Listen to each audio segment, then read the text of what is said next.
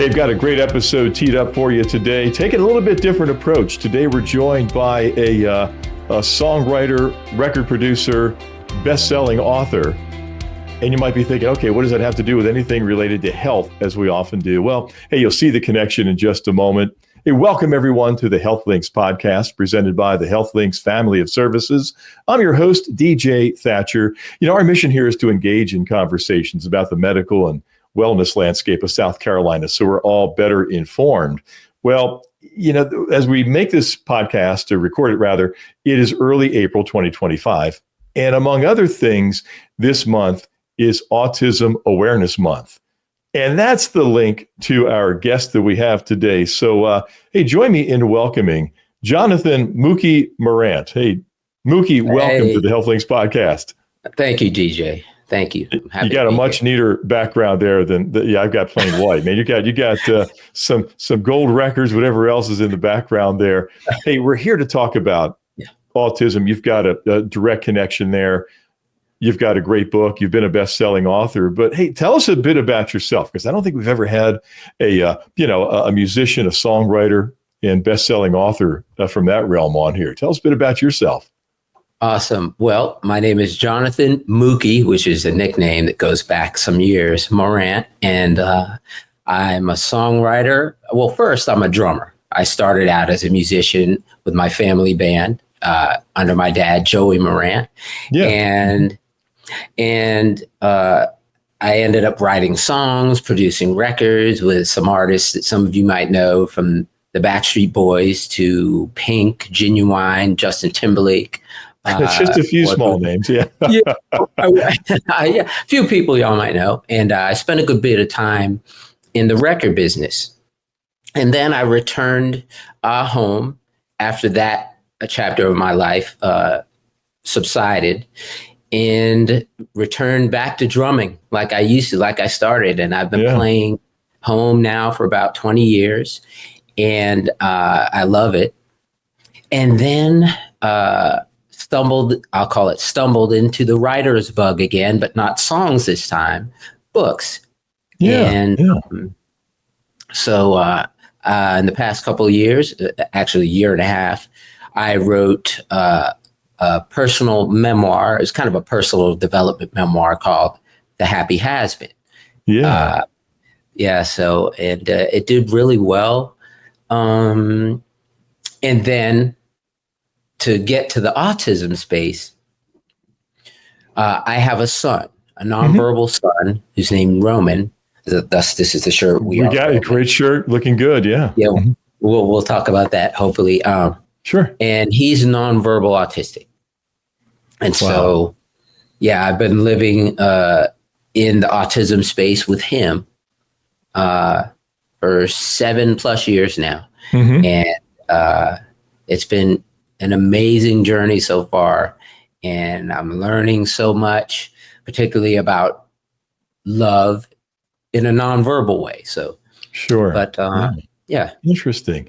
Well, as we mentioned, it's Autism Awareness Month, and there are a lot of people who are living with autism. They have it themselves, or many parents, for example, and many people go about their daily lives. It's something that they live with. Maybe they have an influence over some people, and you've got this great professional background, and it gives you a wide audience. You've already been, like you mentioned, with The Happy Has Been, best-selling author with that. So tell us about what really inspired you to not just raise Roman like any other child, but also to be a big advocate for autism.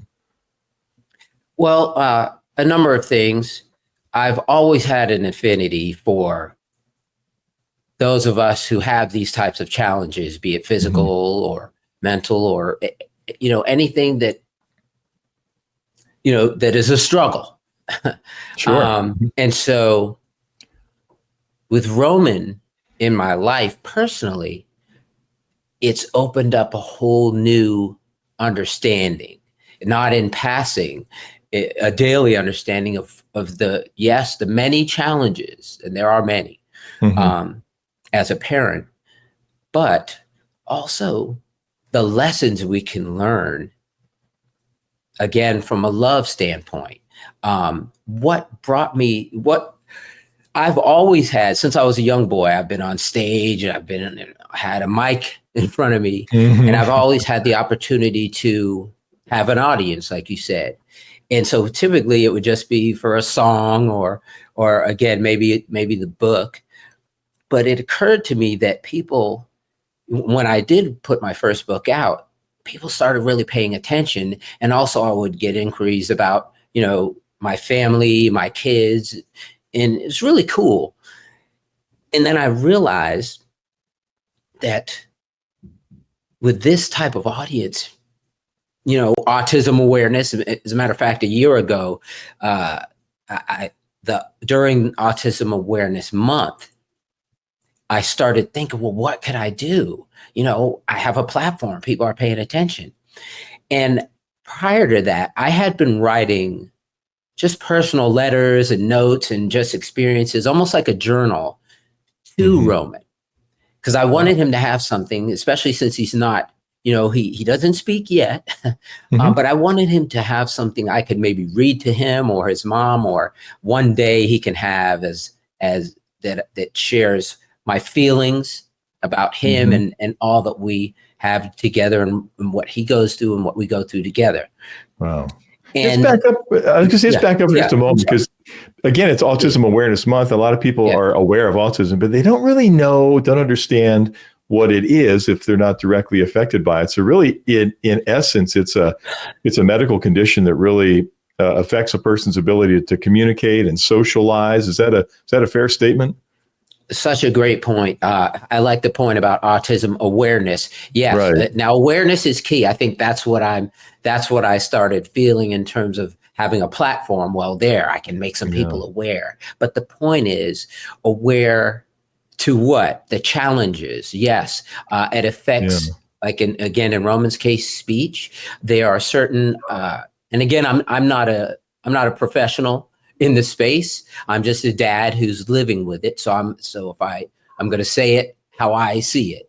Sure. What you would say, maybe tics, little things, sensory. We hear the word sensory a lot. What it involves, and for example, in Roman's case, he loves to touch. And it becomes a form of expression, a form of communication. In fact, he might grab my beard, and that's his version of being calm. Or he might look at me a certain way, and his version of saying, I love you. Again, there's a communication deficit because we all, us normal folk, can speak. But here's the thing, when you learn to communicate in other ways, there's a deeper connection, And so as far as the challenges, here's something, I'm just going to give examples so that we understand what personally, what I'm dealing with, and what I've heard many moms deal with. He has a particular outfit that he wears every day. It's the only one he will wear.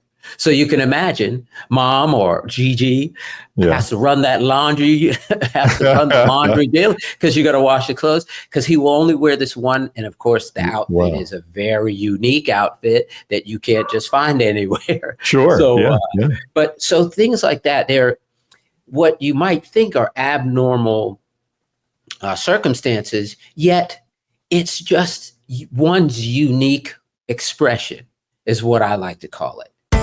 Prioritize your health with a subscription to HealthLinks magazine. Get every issue of HealthLinks delivered right to your door for only $15.99 a year. 6 issues packed full of local factual health information to help you be the best version of yourself. Subscribe now to HealthLinks magazine. Visit subscribehealthlinks.com. That's subscribehealthlinks.com. HealthLinks magazine, the Low Country's prescription for well-being. You're watching the HealthLinks podcast. We often will focus on the downside to anything. Could be an illness, could be, condition like this. What are some of the upsides you've seen? You mentioned just a moment ago that, there are some things that Roman does a little bit differently, that maybe it's an upside to autism, if there is one. What would you say? Well, I've seen, there's a show this is our South Carolina people. There's a show called, Right. matter of fact, my book that I wrote for Roman, it's called Letters to My Son Roman, Love on the Spectrum, which, by the Yes. way, also went #1. I'm thankful. I'm just excited about it because, again, it's drawing attention to the space. Yeah. And so I was able to connect with a young man's mom. Her name's Nikki. And the young man is named Tanner Smith. And he is on the show Love on the Spectrum on Netflix. Wow. He's one of the cast members. He's doing incredible things. And in watching him, what he has shared, and this is going to pivot, this is what I'll share with you, my experience with Roman, because they relate. What he shares a happiness, a joy. His whole mission is to show people how, no matter your circumstance, whether you can speak, whether you can't, you can smile. There's ways you can connect again and communicate differently, but that have the same effect, the same impact. And with Roman, I'll tell you, he loves his YouTubes. He's an iPhone junkie. He's a gadget guy, but he can operate his phones plural, better than I can. Like, I feel like he's going to be a genius in tech. I really do. But the upside, truthfully, is just, it has taught me a level of patience that I thought I knew. Again, I'm 5 times a dad. So this is not a new thing, parenting, but it is definitely a new consideration, a new structure, because I've had to learn patience. I've had to learn ways to communicate that aren't standard. But what that does, it opens me up to, and it can open up people who are in the space to have to find new ways to engage. And that's a positive. That's a real big takeaway, because, we assume that someone who is experiencing autism, like you said, has to communicate differently, but so does the family, so do you. Yes. It expands your abilities as well. I always say that it's autism families. If there's someone in the family that has autism or has a particular condition, all do. We all share in it, because we all have to band together to even the playing field so that we can continue on. And I won't say, it is a joy. There's a happiness. It's a certain love factor, something in the smile, something in the connection, something in the way, something in the touch, all the sensory things. When you surrender to them, it's a beautiful thing. Wow. But there are challenges. One particularly, I would love for Roman's mom. It's her only child. I've had the beautiful experience with my other kids of being able to have conversations, and the many times they've shared how I love you, Dad. Like, I would love for him to get there so that he can say, I love you, Mom. I know how much it would mean to her. So that, that's a deep feeling that comes from that type of challenge. We want him to be able to move and relate and verbalize, should it, come to pass. Sure. But, so there are challenges. Gotcha. Yeah. From a medical standpoint, autism is referred to as the autism spectrum disorder. Yes. And there, obviously, people are obviously it's a spectrum all over the place there. And one of the people who's in the news right now every day that we talked about is Elon Musk. Yes. And, brilliant guy, what politically, whatever you like him, or not, but brilliant guy, obviously. And I think he was on Saturday Night Live only a few years ago. And, inappropriately, people often refer to people, they say, oh, you must be on the spectrum, and they mean it as a joke, and it can be hurtful. Yeah. But I believe one of the hosts actually made that comment to him. And Elon Musk revealed in public that, in fact, I am. He has Asperger's disease or Asperger's disorder of the autism spectrum. And he said, it's been great because it's helped me to think differently or approach things differently. So from his standpoint, he sees it as a real positive. But a lot of people, it's Awareness Month. A lot of people may not be aware of that, or that people with autism are often very high functioning. So two things. You nailed it with the word different. See, different, the connotation often is, oh, they're weird or strange, or we can think of it like all of us. It's not a judgment. It's almost, over history, it's been our way of kind of dealing with new things, kind of hands off until we get, familiar. But what I'm finding, and Elon Musk is a great example in terms of, the brilliance to achieve all these things. Different can be amazing. I'll tell you what, I'm no stranger to different. I was going to say your life is different. I mean, I'm songwriter. Yes. Yes, I come from a family that's different races, different like there's so many things that are different. But I think that's why divine, call it what you want. I was meant to be this young man's father, because it's not strange to me. I feel like it elevates what we think we know. I'll just put it like that. I don't want to get too deep, but again, this community has taught me something profound about the simplest word, but the most powerful word that I keep mentioning is love. This community is I thought I understood love. Of course, as a parent, my relationships, so we won't talk about that, but I'm still learning. But the profoundness in the different possibilities for love and connection. That's part of what my first book was about, was how, in terms of the music business, in the music world, how determination and a connection that's just a few steps away, if you continue, you get there, and it can elevate you as long as you continue. So in this space, it's the same thing. Just continue. Like right now, Roman doesn't speak. But that's not to say that if you continue that he won't. And also the other parts of his makeup, if you pay attention to the other parts, the other communicative ways, there's so much there. There's brilliance. I can, like you mentioned, Elon, I can see this little guy becoming a major engineer, because the level of focus, there's a level of focus, a level of targeting, and we call it repetition, but I call it consistency. Nice. There are things that you can build upon these things. It just takes the openness to being different. Interesting. A lot of people, a lot of people try things in life and they give up when it gets hard and so forth. And that word you just used, consistency, is something we could probably all benefit from a little bit more. We might have more success. So let's dive into that for a moment. Yeah. Yes. No, I'm sorry. No, go ahead. I was just going to say that. Yeah, that's what. So again, I'm learning. Yeah. See, I'm not just here to aid and assist, which I am, but while you're doing that, if you're open, you learn.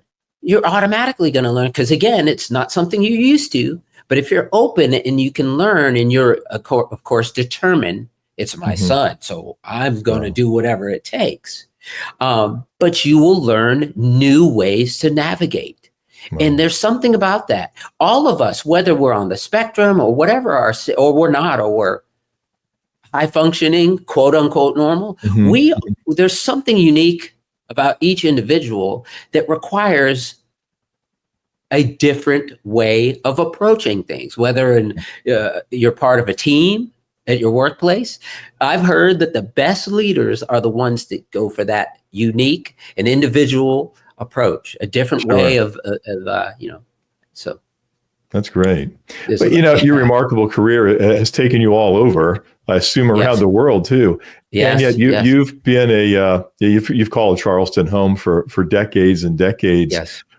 We talk about it, and you mentioned a few times now that Roman is not speaking yet, but there's hope for that. So what are some of the treatment options, or maybe some of the goals of treatment in this area in particular, where we're blessed with so many great medical resources? Walk us through that a little bit. I'll tell you, yes. So Yeah, it's no stranger. Of course, I mean, Charleston is loaded. We have MUSC. We have so many resources. Mhm. But we do have challenges as well. South Carolina has some challenges, and I Sure. wouldn't know that. I just know it now because ultimately, for Roman, being a youngster on the spectrum, we ended up getting him into his mom. Let me just Mhm. put that. His mom got him into a program called Project Hope. It's an amazing program for kids from kids on up to, I believe, the whole school age. That's really hands-on, developmental, of course, occupational, speech, all the therapies Mhm. that are available there. But here's the thing: it's in Greenville. I love Okay. Greenville. So I spend time in Greenville a lot with them there. Sure. But the challenge is, it's their pockets. You understand, Yep. it's not it's not everywhere. So that just being honest, that's kind Well, of why yeah. I started the foundation. I wanted to kind of call awareness to this so that we can maybe find ways to expand these types of programs, because Sure. there are a handful, but with the amount of children, particularly, that we're finding on the spectrum nowadays, Mhm. there needs to be more. And I think schools and the education system, there needs to be, and this is just my opinion, there needs to be some form of bridge there, because it Yeah. shouldn't. Do you agree? Like, I think it should be available for all families of kids on the spectrum. There Yeah. are programs waiting to happen, but they're costly. Yeah, it's part of our mission here is to make people aware of things, because there is this disparity in healthcare. If you're in Yes. Charleston, Columbia, the upstate, and so forth, great healthcare. We may not always see that in some of the more rural areas, not just here in South Carolina, but other states as well. So, tell us a bit about your foundation and what you're hoping to achieve, what you are achieving through that. Oh, well, it is brand new. We're Yep. we're on our way to nonprofit status, but we have all of our ducks in a row. I've partnered with a dear friend of mine by the name of Laura Patrick. She's an attorney. She's an entrepreneur in Charleston. A lot of people know her, but she is a deep supporter of the autistic community. She loves what we're doing.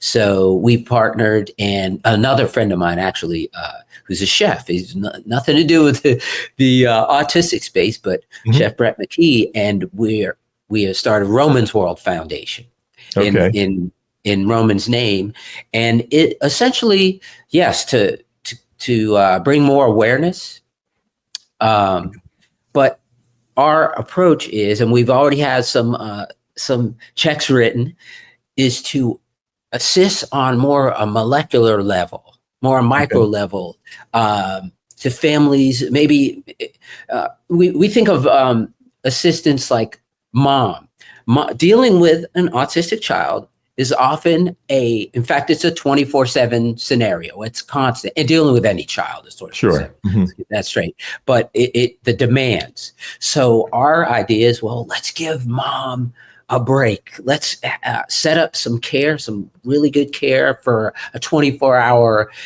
overnight at a hotel, a spa session, just some things for the family. Again, Sure. we think of the entire family. So our idea is to do that. And as donations come in and as that grows, we're hoping to connect with maybe some of the broader foundations. I've spoken with the head of Low Country Autism Foundation, wonderful lady, Sophia Towns, a friend of mine, Layla Luna, who started Just Be here in South Carolina, who is on to some amazing things in terms of trying to help train law enforcement to be aware of, an autistic child being present in a car if there's a stop, because a lot of times part of the condition might have someone freak out. Right. And who's going to know what? So she was able to do this license plate to where that identifies the child. Sure. So there's a number of things, and we want to help. Like we want to be part of all of this movement here in South Carolina. Good. And again, my goal my ability seems to be in just having a microphone, just being able to be or megaphone. Yeah. So I can speak about it and talk about it and share in my books. Me and my son behind us, I don't know if you can see it, but me and my oldest boy wrote another book, a children's book called I Belong. Yeah, right there above your right shoulder. We can see it. Yeah. There you go. And the point of that is to share, to have something that families, again, can share with their children. And a lot of times there'll be a child might have autism or on the spectrum, and then their brothers and sisters aren't. But there's a way for them to all engage together. We're just trying to think of ways to assist the family in terms of the connection and the togetherness piece. Wow. Because that is challenging as well. How do families keep it together? So it's interesting. A lot of goals. Yeah. The whole diagnosis of the autism spectrum disorder is something that it seems like become prevalent. Years and years ago in the dinosaur days when I was in school, I don't think I ever heard of it or knew of anyone. And we're getting really good at diagnosing it. You mentioned a moment ago about law enforcement. I saw in the news just this week that one of the police departments in the Lowcountry here, I think, is going to have some mandated training for their officers in interacting with people with autism and some of the special needs. What did you notice as we wrap things up? And for people out there who might have very young children and they're wondering if maybe, hey, is my child, just a little bit slower in beginning to speak or whatever? What are some things you noticed with Roman that kind of triggered the fact that, hey, maybe I should get an evaluation? Well, I have to say, I have to give this one to Mom. Sure. Roman's mom is, we're kind of polar opposites. I'm this creative guy, but Roman's mom is very clinical. She's a nurse. She was the head of a nursing program at MUSC. Okay. So she's attuned to what to watch for. Like he didn't make a lot of sound. Like he wasn't cooing and he wasn't doing all the things. And I was a dad. I've experienced several children as babies. So there were some differences there in terms of not speaking. I didn't notice particularly anything other than that. And then there just came a point to where it seemed like he should have been trying to have more verbal, more sound. So I would say that was the number one factor of her setting up the testing and then, the diagnosis. And that came around, but just before he was 2. So somewhere's in that, it's a little hard, at least for a layman like me, it was hard to peel away anything different in the earlier stages, although she was really, on it. So I have to give Mom all of it for that. Well, good for her. Good for you as well. And that's probably one of the biggest things we can do, as we wrap up here. I ask you about, hey, what are your top, 2 or 3 goals or things that you would love people to be aware of? Yes. Any month, but in particular with this month being Autism Awareness Month. Yes. Well, number one, engagement is everything. They used to say in the music business, no press is bad press because people are talking about it. Right. So what you're doing here is amazing. It's a blessing. I'm thankful to be here. So it's engagement. Just talk about it. We talk about the dinosaur days, like when I'm an old man. So people wouldn't talk about things. It's not that it wasn't there. It's just that certain things were taboo. A lot of that is lifted nowadays. So talk about it. If you suspect, even if you have an inkling, it's okay to get your child checked out. And if nothing's there you go. Your mind is at ease. But the earlier detection for anything, I imagine, in the health world is better. I'm guilty as an old man. I probably have a whole lot more tests I need to do. But the point is, I would say engagement. And if you suspect, get checked. How can people reach out to you for your foundation, whether to get more information or to make a donation? What's the best way to get you? I would say I'm all over social media. Look for Jonathan Mookie Morant. I answer DMs. Hit me up. Cool. Maybe I can leave you some information DJ. And we'll put a has link down emails, here as well. Yes. Awesome. And that's it. I mean, I'm here. I'm available. I'm all over the place. Hit me up. I'm here. Let's do it. Let's make people aware and get this acceptance. Terrific. Well, Jonathan, Mookie Morant, thank you so much for sharing this part of your life and Roman and Roman's mom and everything else, and for helping other people to be more aware during this Autism Awareness Month. So once again, thank you for joining us here on the Health Links Podcast. Thank you for joining us for this episode. Remember, the Health Links Podcast is presented by the Health Links family of services. Now, to gain access to anything related to Health Links South Carolina, check out our website at healthlinkssc.com. And to listen to any of our nearly 100 podcasts, simply put a /podcast in front of that website. You can check those out as well. And to reach me directly, perhaps for comments about our guests, or maybe suggestions for future podcasts, love to hear from you. You reach me directly at host@healthlinkssc.com. Once again, I'm DJ Thatcher. Thank you for joining.